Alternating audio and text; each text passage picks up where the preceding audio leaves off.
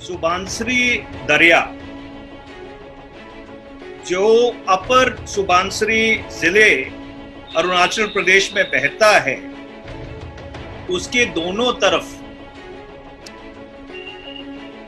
की जो जमीन है जो भारत की सीमा में है, मैकमोहन लाइन के भारत की तरफ है, उस दरिया के दोनों तरफ की जो जमीन है आसा पिला और लोंगजू सेक्टर्स में, उस पे चीन की सेना ने कब्जा कर लिया। पीएलए ने, पीपल्स लिबरेशन आर्मी ने मैकमोहन लाइन के 10-12 किलोमीटर अंदर, और ये गंभीर बात है, एक भारतीय सेना का बेस है, माजा करके जगह है, उस बेस के ऊपर भी कब्जा कर लिया। वो कहते हैं कि भारतीय सेना पीछे हटकर उन्होंने डीपर इनटू इंडियन टेरिटरी एक नया बेस स्थापित किया है जिसका नाम नया माजा है। पीएलए ने माजा इलाके में एक हाइड्रो पावर प्रोजेक्ट भी लगा लिया है। एक बीसा करके जगह है लेंसी दरिया के ऊपर। ये लगभग सब 70 से 80 किलोमीटर भारत की सरजमीन के अंदर है।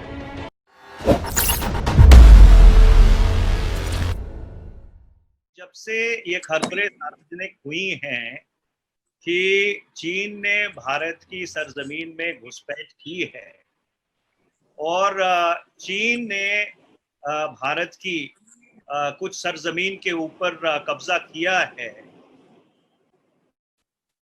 सरकार की तरफ से ये निरंतर कोशिश की जा रही है कि इस चीज को, इस खबर को दबाया जाए, इसको डाउन प्ले किया जाए। ये जो घुसपैठ थी लद्दाख में और हमारे सेंट्रल सेक्टर में, ये अप्रैल के महीने में हुई, पर खबर तब सार्वजनिक हुई जब कुछ वीडियो पब्लिक स्पेस में आए, कुछ वीडियो सार्वजनिक हुए, जिन वीडियो में भारत की सेना और चीन की सेना के बीच हाथोपाई और छीना झपटी हो रही दिखाई गई थी।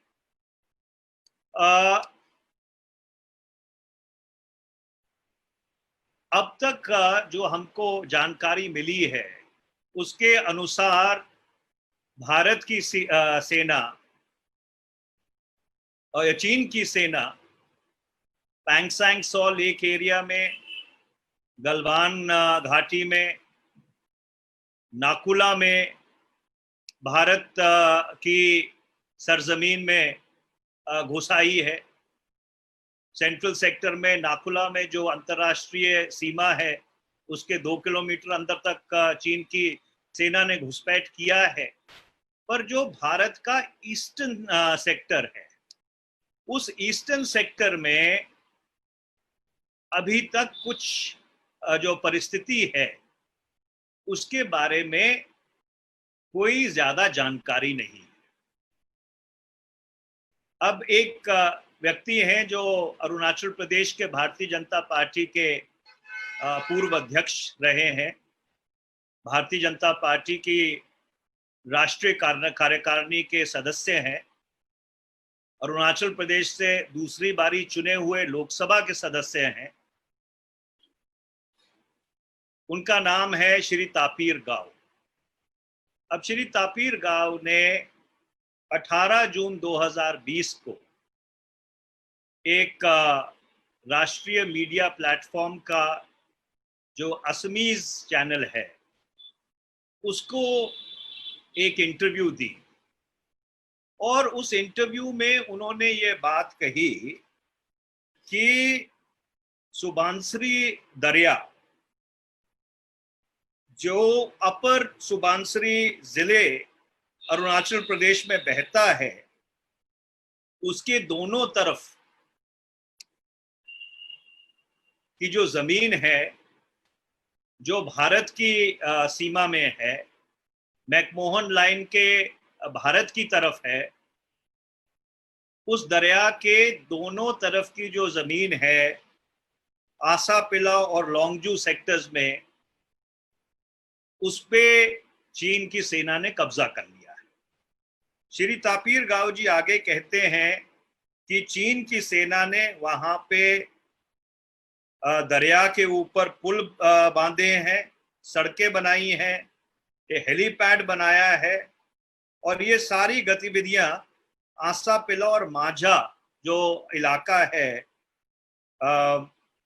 अपर सुबनसिरी जिले का, उसमें हुई है। वो आगे कहते हैं कि पीएलए ने, पीपल्स लिबरेशन आर्मी ने, मैकमोहन लाइन के 10-12 किलोमीटर अंदर, और ये गंभीर बात है, एक भारतीय सेना का बेस है, माझा करके जगह है, उस बेस के ऊपर भी कब्जा कर लिया है। वो कहते हैं कि भारतीय सेना पीछे हटकर उन्होंने डीपर इनटू इंडियन टेरिटरी एक नया बेस स्थापित किया है जिसका नाम नया माझा है। वो आगे ये भी कहते हैं कि बीछा, आसपिला, लोंगजू ये सब पीएलए के कब्जे में आ चुका है, और आसापिला वो जगह थी उनके अनुसार जहां पर श्री जसवंत सिंह, जब जो वाजपेयी साहब की सरकार में विदेश मंत्री और वित्त मंत्री थे और योजना आयोग के डेप्यूटी चेयरपर्सन हुआ करते थे, वो वहां पे जब भारत की फौज में कप्तान थे 1964 से 66 के बीच, वहां पर उनकी पोस्टिंग रही है। वो आगे एक और कहते हैं कि पीएलए ने माझा इलाके में एक हाइड्रो पावर प्रोजेक्ट भी लगा लिया है। एक बीसा करके जगह है लेंसी दरिया के ऊपर। ये लगभग सब 70 से 80 किलोमीटर भारत की सरजमीन के अंदर है। और ये कोई पहली बारी श्री तापिर गाव ने ये बात नहीं कही। 17 नवंबर 2019 को लगभग ये सारी बातें उन्होंने भारत की संसद लोकसभा में 0R के दौरान कही थी, जहां पे उन्होंने ये भी कहा था कि चीन ने भारत की 50 से 60 किलोमीटर भूमि को हथिया लिया है। अब ये कोई मामूली आदमी नहीं है जो ये सब बातें कह रहा है। भाजपा से उस इलाके से सांसद हैं, भाजपा के पूर्व अध्यक्ष रहे हैं जून 2020 तक या मई 2020 तक, उनकी राष्ट्रीय कार्यकारिणी के सदस्य हैं। और अगर वो ये कह रहे हैं कि चीन ने भारत की 50-60 किलोमीटर भूमि के ऊपर अरुणाचल प्रदेश में कब्जा कर लिया है, तो ये बहुत ही अत्यंत ही गंभीर बात है। हम सरकार से ये जानना चाहते हैं कि क्या जो श्री तापिर गाव जी कह रहे हैं वो सही है कि वो गलत है। क्योंकि जब लोकसभा में ये बातें श्री तापिर गाव ने उठाई तो सरकार की तरफ से कोई जवाब नहीं आया। अब जब उन्होंने एक एसएमईज चैनल को ये इंटरव्यू दी, उसके बाद भी सरकार पूरी तरह से चुप है। तो हम सरकार से ये पूछना चाह रहे हैं कि जो सारे तथ्य सार्वजनिक हुए हैं, इसकी सच्चाई क्या है? क्या श्री तापिर गाव जी सही बात कह रहे हैं या वो देश को गलत सूचनाएं दे रहे हैं? सरकार की तरफ से इस पे तुरंत स्पष्टीकरण आना चाहिए। मैं ऐसा मुद्दा इस सदन में रखना चाहता हूं, अगर इस इशू को मैं रेस नहीं करूंगा तो हिंदुस्तान का आने वाला पीढ़ी मुझे माफ नहीं करेगा। 14 नवंबर 2019 ऑनरेबल रक्षा मंत्री राजनाथ जी तवांग गए और बीआरओ का एक पुल को इनागुरेट करने हमारा क्षेत्र आए, तो चाइना ऑफिशियल प्रेस मीडिया में स्टेटमेंट नहीं दिया, ऑफिशियल प्रेस कॉन्फ्रेंस करके वो ऑब्जेक्शन रेज किया है। ऑनरेबल प्रेसिडेंट ऑफ इंडिया गए अरुणाचल, ऑब्जेक्शन रेज हुआ। मोदी जी गए कैंपेन में, ऑब्जेक्शन रेज हुआ। Honourable home minister Amit Shah ji गए, ऑब्जेक्शन वहाँ प्रेस स्टेटमेंट करके रेज होता है। तो हमारा सरकार और हमारा इस सदन से कोई एक आवाज नहीं है, चाइना का ऑब्जेक्शन को कोई इशू रेज किया नहीं है। और ऑनरेबल स्पीकर सर, मैं अपना हिंदुस्तान के मीडिया हाउस को भी मैं ये कहना चाहूंगा, कोई भी इशू को मीडिया में फोकस नहीं होता है। चाइना कितना टेरिटरी कब्जा हुआ, सदन में मैं आपका रिकॉर्ड में मैं एक बताना चाहूंगा। Jaswant Singh, former minister and former external affairs minister, as a army captain आसाफिला में पोस्टिंग हुआ। वो आसाफिला आज चाइना का कब्जा में है। ओल माजा चाइना का कब्जा में है। आतुपुपु दिबांग वैली में एक रिलीजियस प्लेस है, 84-85 से वो जगह कब्जा है। अगर कहीं ऑनरेबल स्पीकर सर कहीं और दोगलाम होगा, ये अरुणाचल प्रदेश में दोगलाम होगा। इसलिए आज मोर देन 50-60 किलोमीटर चाइना हमारा टेरिटरी में कब्जा करके रखा है। तो इसलिए मैं अपना सरकार को और इस सदन को और अपना मीडिया हाउस को ये रिक्वेस्ट करना चाहता हूँ आपका माध्यम से कि कोई पाकिस्तान इशू आता है, अखबारों में पाकिस्तान का कराची का डेली मार्केट का रेट छपता है। इंडियन टेरिटरी को अरुणाचल में चाइना कब्जा करता है, उसका कहीं प्रिंट मीडिया में, इलेक्ट्रॉनिक मीडिया में और इस सदन में और हमारा ऑनरेबल डिफरेंट पॉलिटिकल पार्टीज का लीडर भी कोई कुछ कमेंट नहीं है। इसलिए मैं अपना सरकार से आपका माध्यम से मैं कहना चाहूंगा, दूसरा कहीं दगलाम होगा तो अरुणाचल प्रदेश में होगा। वो दिन आने मत दीजिए। गवर्नमेंट ऑफ इंडिया, हमारा सरकार इस चीज को ध्यान दिया जाए, यह मैं आग्रह करता हूं। Thank you sir. Don't think he could have been more explicit. जी sir. And he has only added on to what he said in Parliament on the 19th of November 2019 in the interview that he gave to the Assamese part of a national media platform. The floor is all yours. सवाल ये है कि जब भारत की एकता और अखंडता का सवाल आता है, भारत की अस्मिता का सवाल आता है, भारत की प्रभुसत्ता का सवाल आता है, तो 134 करोड़ भारतीयों की आबरू का भी सवाल बनता है। और अगर चीन भारत की भूमि सरजमीन को हथिया रहा है और सरकार चीन की बोली बोल रही है, तो क्या आप जो राष्ट्रवादी शक्तियां हैं, जिन्होंने देश की आजादी की लड़ाई लड़ी और देश को अंग्रेजों से आजाद कराया, वो क्या आज इस चीनी आक्रमण के खिलाफ चुप बैठे? क्या आप हमसे ये उम्मीद करते हैं कि चीन हमारी भूमि हथियाता रहे?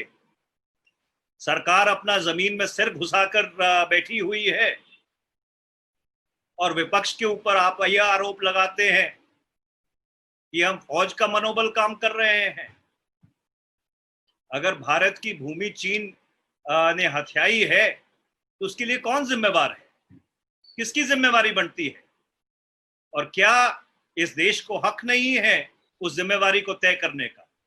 भारत की कूटनीति पूरी तरह से हर पहलू के ऊपर असफल दिखाई देती है। चीन के साथ जो तनाव है उसके बारे में आपको जानकारी है ही। नेपाल, जिसके साथ हमारे बहुत घनिष्ठ और मधुर संबंध रहे हैं सदियों से, उस नेपाल ने एक नया नक्शा जारी कर दिया। और जिस ट्रंप के साथ जफ्फियां डाल के श्री नरेंद्र मोदी जी घूम रहे थे, टेक्सास में हाउडी मोदी और अहमदाबाद में नमस्ते ट्रंप, उस डोनाल्ड ट्रंप ने H-1B वीजा के ऊपर रोक लगा दी, जिसका सबसे ज्यादा नकारात्मक परिणाम भारत की जो टेक इंडस्ट्री है, भारत के जो लोग हैं जो वहां जाके काम करते थे उनके ऊपर पड़ने वाला है, और सरकार की तरफ से एक चूं भी नहीं हुई। और ये इस बात की निशानी है कि जितने हमारे ग्रेट पावर्स के साथ या बाकी मुल्कों के साथ रिश्ते बहुत ही एक संयोजित तरीके से बनाए गए थे 30, 40, 50 साल में, पिछले 5.5 साल में श्री नरेंद्र मोदी की सरकार ने वो सारे रिश्तों को ध्वस्त कर दिया है। और जहां पर कोरोना वायरस का सवाल है, तो ये दुर्भाग्यपूर्ण बात है कि फिर पहले ताली बजाने के बाद